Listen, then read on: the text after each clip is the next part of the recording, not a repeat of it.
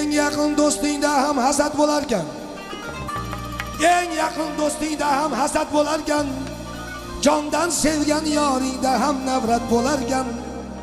Boringda ham yo'g'ingda ham birdek sevguvchi, mehribon otang bilan onang bo'larkan.